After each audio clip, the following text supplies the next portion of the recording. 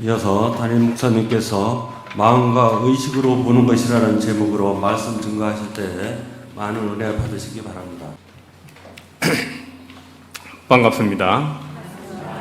조금 마이크가 울리나요? 참 좋으신 우리 주님의 은총과 평강이 예배의 자리에 나오신 모든 분들 위해 함께 하시길 축원드립니다. 지금 많은 비가 내려서 비 피해가 있고 보는 이로 하여금 마음을 안타깝게 하는데요.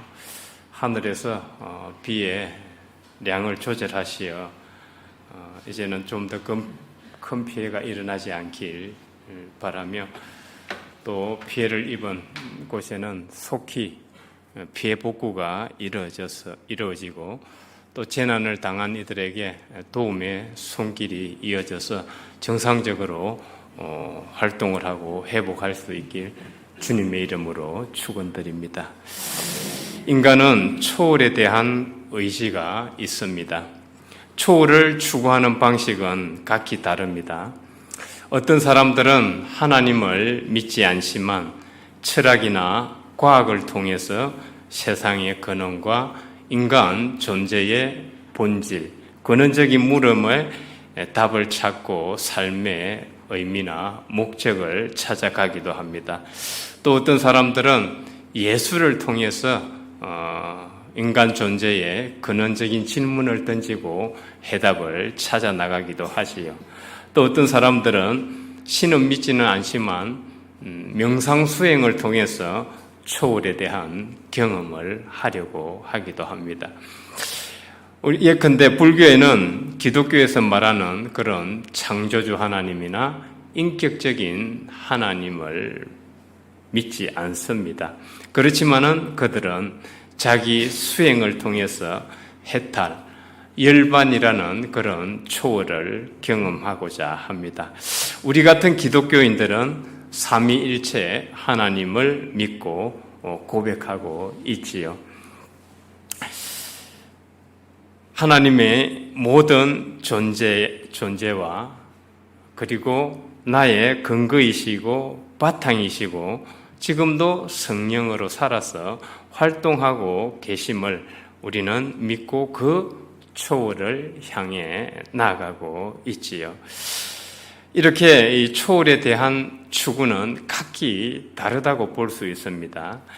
그래서 첫 번째 스크린을 보면 폴 틸리라는 신학자는 이를 일반적 관심과 궁극적 관심으로 구분을 했습니다. 일반적 관심은 이제 돈, 명예, 지위, 그리고 쾌락, 여행, 남녀 간의 사랑, 정치, 이런 등등의 기타 등등에 관한 관심을 말하는 거죠. 그러나 궁극적인 관심은 모든 존재의 근원이시고 나의 근거이신 그 하나님을 알고 발견하는 데 있다고 하죠. 즉, 그 궁극적 신앙을 이제 폴 틸리라는 신학자는 궁극적 관심으로 표현을 하는데, 이 궁극적 관심은 모든 존재의 근거이신 하나님을 찾아가기 때문에 종교란 궁극적 관심에 붙잡힌 상태다, 이렇게 표현을 하고 있어요. 지금 우리가 주일에 어디 놀러 가지를 않고 이렇게 예배의 자리에 나와서 하나님을 찾고 또 하나님을 발견하는 것이 바로 지금 궁극적 관심에 붙잡힌 상태라고 볼 수 있겠네요. 오늘 우리 네 분이 이제 입교식과 선포식을 하게 될 것인데, 신학자 폴 틸리의 표현을 빌리면 궁극적 관심에 붙잡힌 상태죠. 때문에 입교식과 선포식을 하게 되는 거죠. 하나님은 우리에게 자유의지를 주셨어요. 하나님의 존재를 받아들이는 모두가 하나님 안에 있어요. 하나님 안에 있는데 그 자유의지를 통해서 하나님을 받아들이고 받아들이지 않고의 여부는 자신에게 달려 있어요. 그래서 입교식을 하는 분들은 그 자유의지로 지금 하나님을 받아들이기 때문에 인생에서 저는 최고의 선택을 했다고 믿습니다. 두 번째 스크린을 보면 파스칼은 팡시에서 이렇게 말하죠. 과연 하나님은 존재하시는가? 내기를 걸면은 여러분들은 어디에 내기를 걸 것인가? 여러분 하나님이 계신가요? 안 계신가요? 내기를 건다면 어디 걸겠어요? 네. 파스칼은 팡시에서 아주 재미있는 이야기를 해요. 이제 도표를 보면 아실 수 있는데 하나님이 있다고 존재한다고 믿는 사람 A, 하나님이 존재하지 않는다고 부정하는 사람 B. 자, 이 두 사람이 둘 다 죽어서 하늘에 갔습니다. 둘 다 죽어서 하늘에 갔는데 하나님이 안 계셔요. 진짜 안 계셔요. 그러면은 어떻게 돼요? 본전. 둘 다 하나님이 안 계시니까 크게 손해 볼 것도 없고 미칠 것도 없지요. 그런데 사람 A가 사람 B가 죽어서 하늘 날아갔는데 하나님이 계셔. 그럼 어떻게 돼요? 사람 A는 모든 것을 얻게 되는 거고 사람 B는 모든 것을 잃게 되는 거죠. 그래서 파스칼은 이 재미있는 이야기를 통해서 우리가 살아가면서 그래도 하나님을 믿는 것이 더 유리하다는 것을 잘 강조하고 있다고 하겠지요. 그래서 이 입교식을 하고 순포식을 하시는 분들은 인생에서 최고의 지금 내기를 걸고 있어요. 최고의 선택을 하신 거예요. 세 번째 스크린을 보면 하나님은 온 우주와 이 세상을 창조하시고 지금도 살아서 성령으로 활동하고 계십니다. 우리는 이것을 좀 달리 표현하자면 과학적으로 과학을 넘어 과학을 하는 사람의 그 개념을 빌어 설명하자면은 모두 다 하나님의 생명 에너지장 안에 있다 이렇게 볼 수 있어요. 그러나 하나님을 받아들이고 받아들이지 않고의 여부는 자신에게 달려 있어요. 즉 하나님은 우리 모두는 하나님 안에 있는데 하나님을 스스로 초대하지 않으면 하나님은 우리에게 오시지 않는다는 말이죠. 지금 하나님과 우리의 관계를 은유적으로 표현하자면은 어미닭과 새끼 뿅아리의 관계가 아닐까 싶어요. 줄탁 동시의 의미는 참으로 의미심장한데요. 그 새끼 뿅아리가 안에서 쪼는 소리를 낼 때 비로소 어미닭이 그 소리를 듣고 밖에서 쪼아줘요. 그렇게 동시에 쪼음이 이루어지면서 껍질이 깨지고 새로운 생명이 탄생하고 새로운 세계가 열리게 되는 거죠. 우리와 하나님의 관계도 이와 같지 않을까 싶어요. 우리 모두는 지금 하나님 안에 있어요. 하나님 안에 있는데 어느 누구는 받아들이고 쪼고 있어요. 초월에 대한 의지를 가지고 어느 누구는 그냥 관심도 없어요. 돈, 명예, 일반적 관심에만 관심이 있어요. 이랬을 때 하나님 안에 있는데 하나님을 받아들이지 않는다면은 마치 엄마 뱃속에 있는 아이가 엄마 뱃속에 있으면서도 나는 엄마 뱃속에 있지 않다고 주장하는 것과 같은 것이라고 볼 수 있어요. 그래서 하나님과 우리의 관계는 저 어미닭과 새끼 뿅아리, 줄탁 동시의 관계를 볼 수 있는데 우리 모두는 하나님의 생명 에너지 장 안에 있기 때문에 우리가 안에서 새끼 뿅아리처럼 하나님을 초대할 때 하나님께서 우리에게 오신다는 말입니다. 네 번째 스크린을 보면 오늘 성경 본문 말씀을 보면 이 예수님의 제자들도 하나님의 알아가는 초월에 대한 그런 궁극적 관심이 있었어요. 궁극적 관심이 있었는데 단지 안타까운 것은 그들은 믿음의 눈으로 하나님을 보려고 하지 않고 자기의 이 두 눈을 통해서 하나님을 확인하려는 그런 의지가 강했습니다. 그래서 예수님께 조릅니다. 아버지를 우리에게 보여주소서. 그래 이에 예수님은 이렇게 대답을 하시죠. 나를 본 사람은 이미 하나님을 본 것이다. 왜 그렇죠?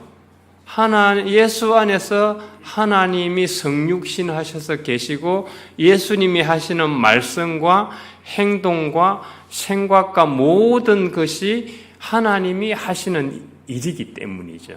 즉 예수님은 하나님이 성육신 하셔서 활동하시는 분인데 그 모습을 보고도 예수님을 보고도 하나님을 보지 못했다면 안 되는 거죠.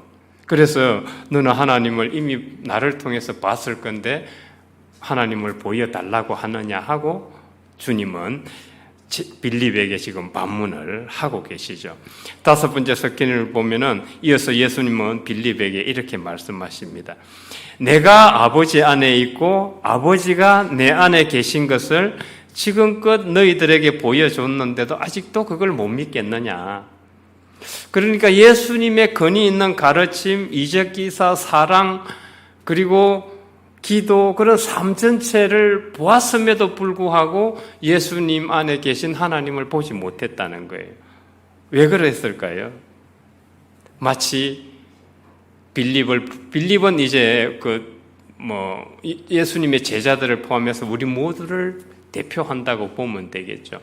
왜냐하면은 하나님을 믿고 있지만은 눈에 비늘 같은 것이 가려져 있는 거예요. 눈에 비늘 같은 것이. 여섯 번째 사건을 보면 그래서 성경은 예수님을 믿지 않던 사도 바울이 예수님을 받아들이고 믿게 되었을 때 사도행전에서 어떻게 표현해요? 눈의 비늘이 벗겨졌다고 표현을 하는 거예요. 이거는 우리의 육안이 시력을 회복했다는 문자적으로 본다면 그 의미일 수도 있는데 좀 더 은유적이고 상징적으로 본다면은 우리는 눈 뜨고 있지만 하나님을 보지 못하는 장님이라는 거죠. 그 눈의 비늘이 벗겨짐으로 인해서 비로소 우리와 동행하고 계시는 하나님을 보게 되었다는 소리죠. 그래서 복음서를 여러분들이 잘 읽어보시면은 맹인이 눈을 뜬다는 이야기는 문자적 의미로 진짜 시력을 회복했다는 의미이기도 하지만은 두 눈 뜨고도 장님인 그 사람들이 영의 눈을 회복했다는 것으로 볼 수도 있는 거예요. 눈의 비늘은 무엇일까요? 우리의 편견과 선입견과 고정관념이라고 할 수 있을 것입니다. 왜냐하면 주님께서는 천국이 가까웠는데 회개해라 하실 때 그 메타노이아가 마음과 정신을 넘어서라는 뜻이에요. 그러니까 지금 현재 내가 가지고 있는 편견과 선입견과 고정관념을 뛰어넘어야 되는 거예요. 여기에 전환이 와야 영의 눈이 밝아지고 하나님을 보게 되는 거죠. 그렇지 않으면은 정저지화식의 하나님, 우물 안에서 내 눈에 보이는 그 하늘만이 모든 하늘이라고 생각을 하고 착각을 하는 거죠. 더 넓은 하늘이 있는데도 불구하고. 이게 편견과 선입견과 고정관념. 이걸 탈피하지 않으면은 우리는 눈 뜨고 있지만 하나님을 볼 수가 없어요. 늘 하나님은 동행하고 계신데. 협소하고 편협한 하나님 상을 가지고 있기 때문에 그렇죠. 성도님들은 하나님에 대한 어떤 상을 가지고 계신가요? 우리가 감히 범접할 수 없는 그런 초월적인 곳에 우리와 동떨어진 곳에 그곳에만 계시면서 흰 수염을 늘어뜨리고 에헴하고 계시는 그런 하나님으로 보고 계시나요? 그렇다면 왜 예수님이 베들레헴의 그 누추한 말 구유에서 태어나셨어야 했을까요? 인간의 죄만 꼬치꼬치 따지면서 기록하면서 하나님 메모 잘하시나요? 인간의 죄만 꼬치꼬치 따지고 뒤따라다니면서 너 오늘 무슨 죄 지었지? 너 오늘 무슨 죄 지었지? 이것만 기록하고 다니면서 징벌하시는 하나님이신가요? 그러면 예수님이 십자가에 왜 십자가를 지시고 인류의 죄를 대속을 하시고 용서를 하셨을까요?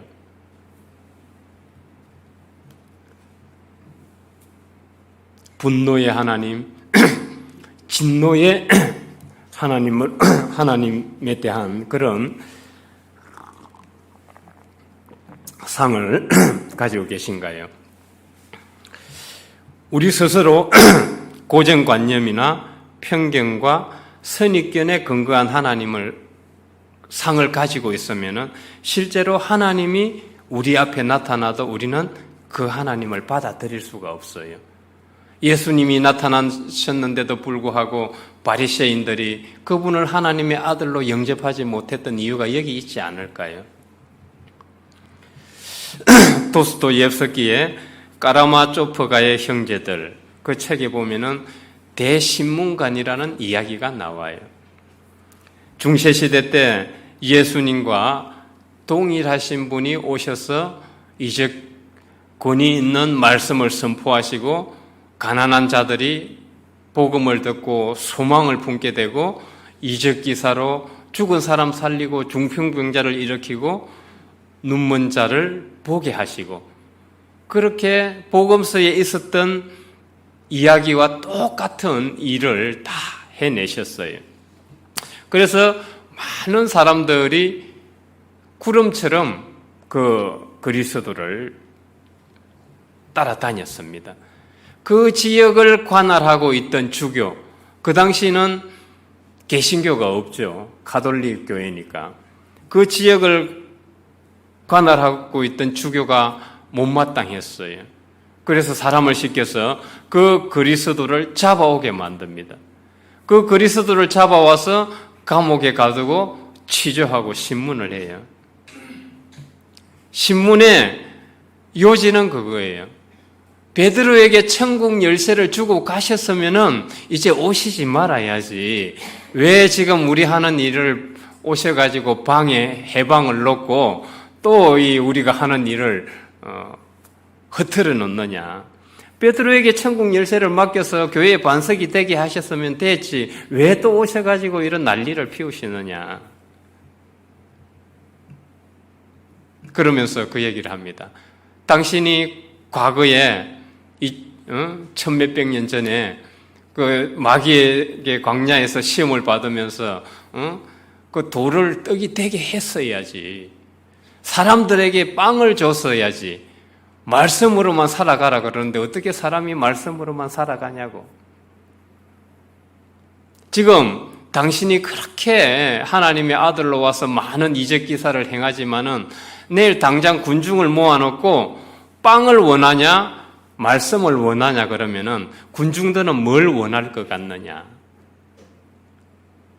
아마 당신을 내일 당장 십자가에 못 박을 거다. 내가 빵을 주면은. 참 도스토옙스키는 그 대신문관 이야기를 통해서 이 우리 인간의 본성의 그 폐부를 전곡을 찔러내고 있어요. 저도 그걸 읽으면서 너무 그냥 제 스스로 소스라치게 놀랐어요. 제게 하는 이야기가 아닌가 그런 생각을 했어요. 우리의 선입견과 편견은 정말 골칫덩어리예요. 골칫덩어리. 그 여우 같은 주교가 그 그리스도를 그렇게 급박을 하고 취조를 하고 신문을 해서 나중에는 쫓아보냅니다. 다시는 이 세상에 나타나지 말라고. 그래서 그리스도는 아무 말도 않고 그 늙은 여우 같은 주교의 얼굴에 키스를 하고 유유히 사라지십니다. 인간이 자기의 의와 정당성과 옳음과 편견과 고정관념에 사로잡혀 있으면 하나님의 아들도 필요가 없어요. 이게 우리 인간이에요. 안 그런가요? 지금 돈이 있으면 여러분들 돈을 찾지 말씀 필요해요? 하나님은 이런 인간의 모순과 탐욕을 금을 내시려고 하나님의 아들을 보내셨지만은 우리는 그게 깨어지면은 아프니까, 깨어지면 아프니까 안 깨지려고 하는 거예요. 안 깨지려고 하는 거예요. 그러니까 교회에서는 교회 건물과 교리와 행정과 사제 계급만 남아 있는 거예요. 예수 그리스도의 가르침과 말씀은 없는 거예요. 그래서 이런 기독교를 아주 혐오했던 니체는 신은 죽었다 그랬던 거예요. 신은 죽었다. 그 사람이 무신론자라서가 아니라 이런 기독교의 병폐와 모순을 보고 신은 죽었다고 선포를 한 거예요. 선언을 한 거예요. 도스토옙스키는 이 대신문관 이야기를 통해서 이 기독교의 모순을 적나라하게 지금 드러내고 있고 이 인간의 이 모순을 파고들고 있는 거예요.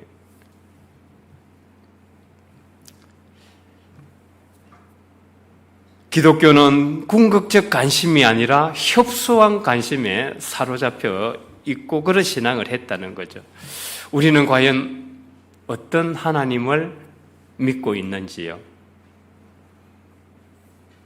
빌립이 예수님과 그렇게 동고동락을 하면서도 말씀의 권위가 있고 하나님이 아니라면 하실 수 없는 일들을 했음에도 불구하고 예수님을 통해서 하나님을 보지 못했다는 것은 빌립이 눈뜬 장님이었던 거예요.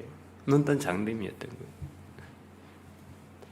그럼 우리는 어떻게 하면 이 두 눈을 뜨고도 하나님을 볼 수 있을까? 그걸 생각해 보기 전에 먼저 하나님이 어디 계신지부터 우리는 생각을 해보겠습니다. 7번째 스크린을 보면 주님은 말씀으로 요한복음에서 계신다고 하셨죠. 요한복음이 여기에 대해서 잘 대답하고 있어요. 주님은 말씀으로 계셔요. 그 말씀으로 천지 만물을 창조하셨으니까 주님은 첫째 이 우주자연 만물 속에 계셔요. 둘째, 주님은 예수 그리스도 안에서 그리스도는 성육신 하셨기 때문에 예수 안에서 하나님이 성육신 하셨기 때문에 그리스도께서는 지금 예수 안에 계셔요. 예수는 그리스도와 일치를 이루신 분이에요. 하나님과 일치를 이루신 분이에요. 그분이 부활 성천하실 때 제자들에게 성령을 보내주셨죠. 사도행전이 제자들이 성령을 받아서 행하는 거잖아요. 그 성령 위에 터 위에 활동 위에 세워졌던 것이 뭐예요? 교회잖아요. 교회. 그렇게 해서 세워졌던 게 교회예요. 그렇다면은 지금 하나님께서는 만물과 믿음의 공동체인 교회 안에 계신다는 소리예요. 여러분들 왜 교회를 다녀야 돼요? 왜 교회를 다녀야 돼요?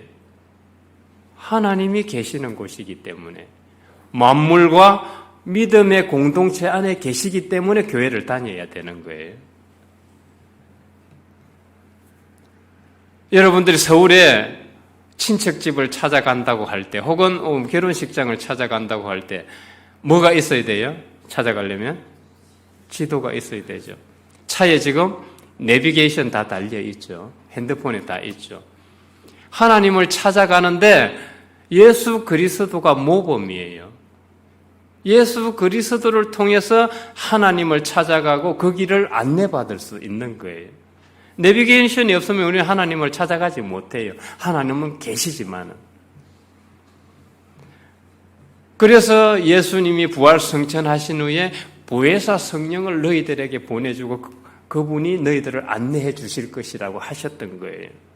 바로 좀 과학적 개념으로 표현을 하자면은 예수님을 통해서 이 교회에는 하나님의 형태 발생장이 형성되어 있는 거예요. 그래서 교회를 와야 되는 거예요. 그 형태 발생장 안에 들어가야 하나님으로 가는 길을 안내받고 발견을 할 수 있는 거예요. 셸드레이크라는 과학자는 과학을 넘어 과학을 하는 과학자입니다. 그는 형태 발생장이라는 개념을 발견을 했어요. 이 우주 자연에는 보니까 보이지 않지만은 형태 발생장, 생명 에너지장 같은 게 있더라. 예컨대 이런 거예요. 지금 이 식물을 보면은 씨가 있죠. 처음에는 다 씨앗이에요. 그 씨앗이 나중에 자라면은 저런 식물이 되고 어떤 것은 나무가 되고 어떤 것은 꽃이 되더라는 거예요. 희한하네. 그 형태 발생장 안에 있을 때 자기의 고유한 형태로 성장하고 발전하게 되더라는 거죠. 지금 자, 원숭이와 유인원과 인간의 DNA 차이는 얼마 정도 될까요? 지금 과학적 사실은 얼마 차이 안 난다고 그랬죠. 거의 99% 거의 비슷하다고 그래요. 자, 인간의 DNA가 유인원의 DNA가 같은데 인간은 손가락으로 달을 가르치면은 인간은 뭘 봐요? 인간은 달을 보죠. 달을 봐요. 몇 살 먹은 애를 통해서 실험을 해봤어요.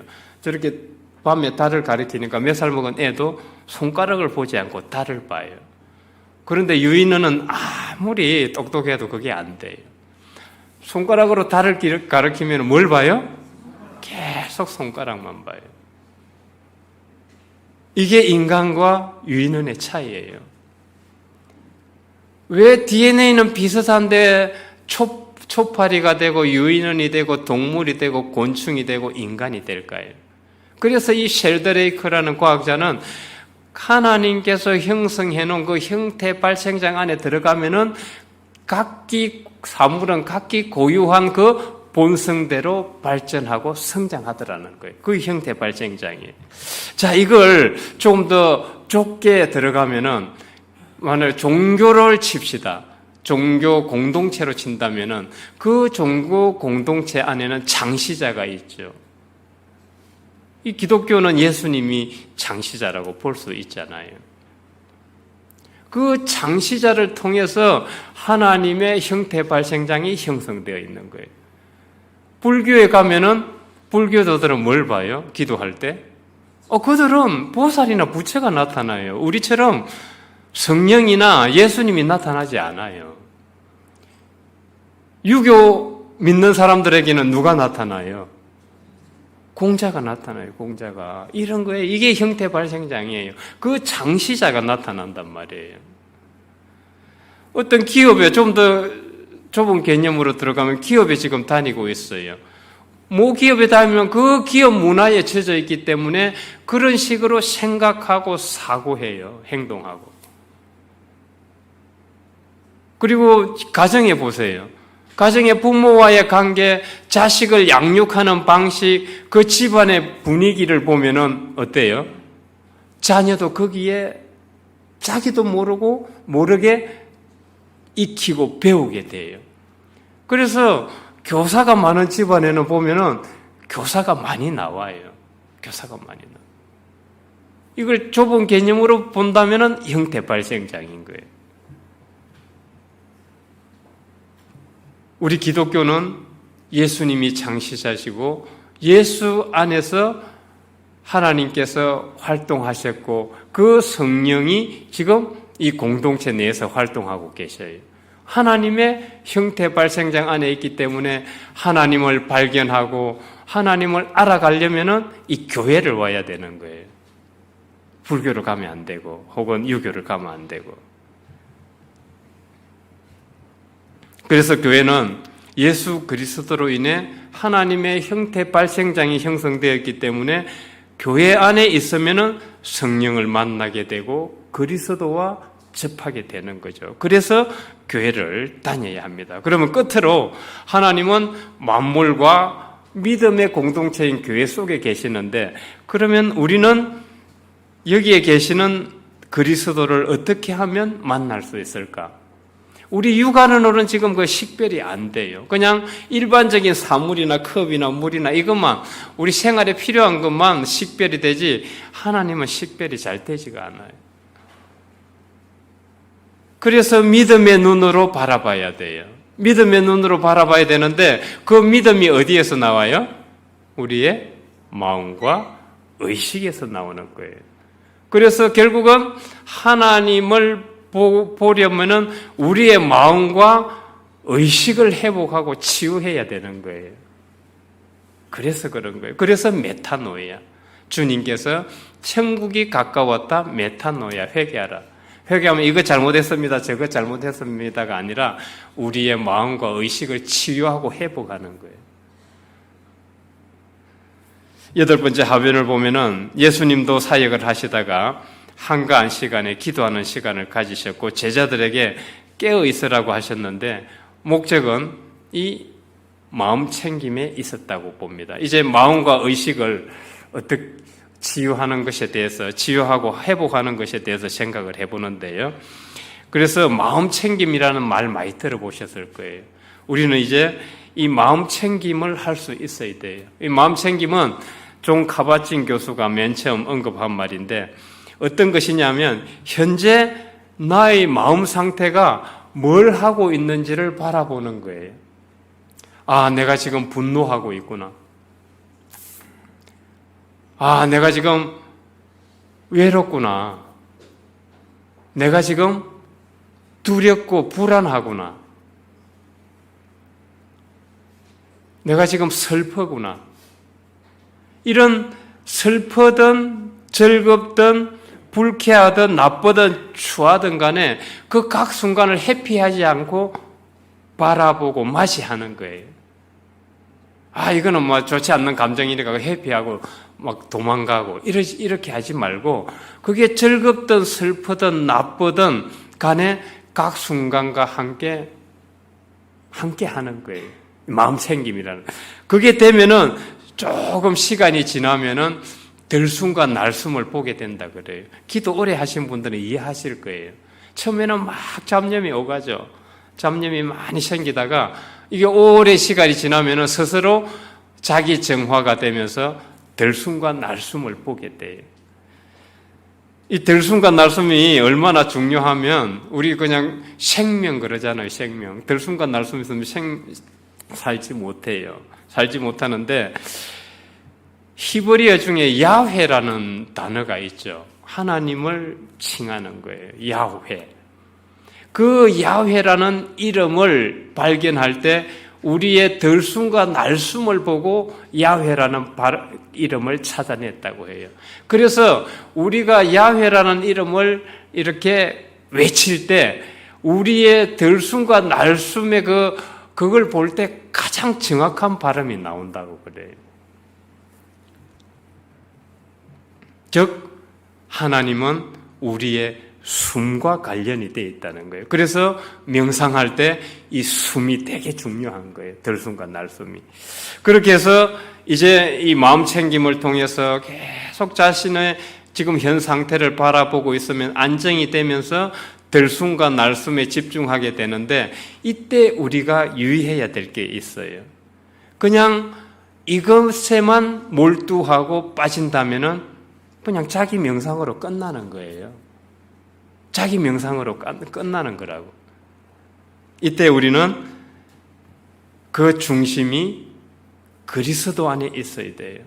그래서 제가 이제 마음 챙김을 하는 방법을 하나 소개하면 저는 오늘도 이제 이 설교 준비가 목사에게는 되게 중요해요. 중요하고 바쁘고 시간도 많이 걸리는 작업인데 아침에 설교 또 이게 퇴고를 해야 되는데 그래도 마음 챙김을 해요. 마음 챙김을 해요. 마음 챙김을 하고 이제 설교 준비를 하는데 이때 저는 하나님과 예수님과 제가 가장 존경했던 스승님을 떠올려요. 그 예수님과 존경했던 스승님을 떠올리면서 그분을 통해서 하나님을 보는 거예요. 마음 챙김을 할 때. 이해되시죠? 이해되실 거예요. 그렇게 들숨과 날숨에 집중하면은 우리가 의식과 생각으로 하나님을 만나게 돼요. 이 두 눈으로 하나님을 보는 건 한계가 있어요. 두 눈으로 아무리 부흥해서 죽은 사람 살리고 뭐 중풍병자가 걷고 이런 걸 봤지만은 그때뿐이고 이 영상은 오래 남지 않고 다 사라져 버려요. 의식과 마음에 각인된 것이 가장 오래 남고 우리를 성장시키는 거예요. 그 마음 챙김을 할 때 그리스도 중심 안에서 마음 챙김을 하면 의식을 통해서 우리가 하나님을 보게 되는 거죠. 다시 말해서 하나님을 생각할 때 그때 하나님이 계신 거예요. 그래서 유영모 선생은 예배를 드릴 때 하나님이 계신 것처럼 하고 생각하는 곳에 신이 있다 그래요. 생각하는 곳에 신이 있다. 두 번째로는 이 의식의 확장을 우리는 놓쳐서는 안 돼요. 메타노이아, 관점의 전환이에요. 우리의 의식이 꽉 막혀가지고 우물 안에 정제지화식으로 있으면은 아무리 하나님을 보려고 해도 볼 수가 없어요. 왜냐하면 자기가 보는 하늘은 그거밖에 없는데요. 자기가 가진 상 안에서는 그런 하나님은 나타나지 않는데요. 그래서 빌립이 예수님 안에서 하나님을 보지 못하는 거 아니겠어요? 그래서 우리는 의식 상승을 해야 되고 우리 의식 확장을 해야 돼요. 해야 되는데 9번째 화면을 보면은 이 의식 혁명에 대해서 제가 볼 때는 그래도 좀 잘 설명하고 연구했던 분이 데이비드 호킨스 박사가 아닌가 생각을 해요. 그래서 제가 설교할 때는 이 자료를 많이 인용을 해요. 인용을 하는데 도표를 보시면 그에 의하면은 하나님의 영과 접속하는 우리의 의식이 용기 단계부터예요. 용기. 수치로 나타내면 200으로 나타낼 수 있어요. 여러분들 지금 어떤가요? 평화로운가요? 지금 상태? 안 그러면 두렵고 불안한가요? 슬픈가요? 지금 수치스럽고 부끄러운가요? 그렇다면 내 의식 상태는 바닥에 있는 거예요. 내가 지금 자존심 때문에 밤잠을 못 자고 있나요? 그렇다면 용기를 내셔야 돼요. 내가 지금 어렵고 힘들고 좌절한 상태일지라도 정말 희망을 가질 수 없는 상태일지라도 하나님 안에서 용기를 가지셔야 돼요. 이때 하나님의 영과 접속을 하면서 긍정적인 마인드가 긍정적인 것들이 나에게 끌려와요. 그래서 어렵더라도 계속 긍정적으로 생각하라는 이유들이 자기 개발서에서 그렇게 강조하는 이유가 거기에 있어요. 긍정적으로 생각하는 사람들이 실제로 일도 잘 풀려요. 한번 옆에 한번 경험해 보십시오. 매일 불평불만 쏟아놓고 이런 분들 옆에 가면 일이 잘 안 풀려요. 사실 그래요. 마인드를 긍정적으로 전환시켜야 돼요. 긍정적으로. 그래서 용기의 의식부터 우리의 의식은 하나님의 영과 접속되기 시작해요. 그렇게 해서 상승해 가면 사랑, 기쁨, 평화가 있게 되죠. 여러분들 지금 예수님이 이웃 사랑, 하나님 사랑 그랬는데 실제로는 상당히 높은 의식을 말씀을 하신 거예요. 여러분 사랑 쉽게 돼요? 사랑 쉽게 안 돼요. 의식이 상승을 해야 저게 따라오는 거예요. 그냥 막 내가 사랑하겠다고 해서 한두 번은 할 수 있겠지만 돌아서면 그냥 이유를 따지잖아요. 내가 왜 저 사람을 사랑해야 돼? 저 사람은 나를 미워하는데. 그래서 우리의 의식이 올라가야 하나님의 영과 온라인 접속하게 됩니다. 우리는 그래서 의식 확장 상승을 게을리하면 안 됩니다. 이걸 하려면 어떻게 해야 돼요? 저를 목회의 길로 인도하신 목사님은 그러셨어요. 공부하고 배워야 돼요. 공부하고 배움을 놓치면 안 돼요. 그게 우리 교회가 살 길이라고 저희들에게 누누이 강조하셨어요. 그래서 마음 챙김과 의식 상승을 통해서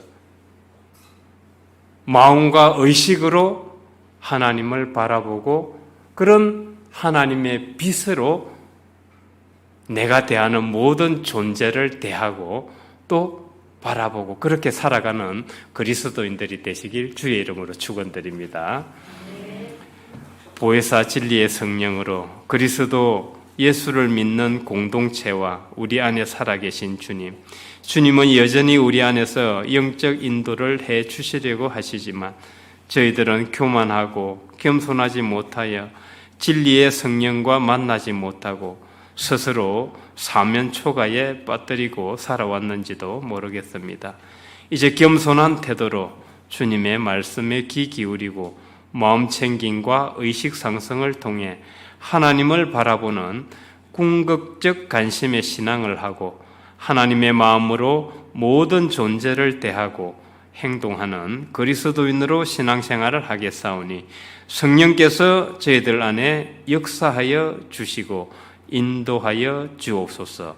예수 그리스도 이름으로 기도드립니다. 아멘.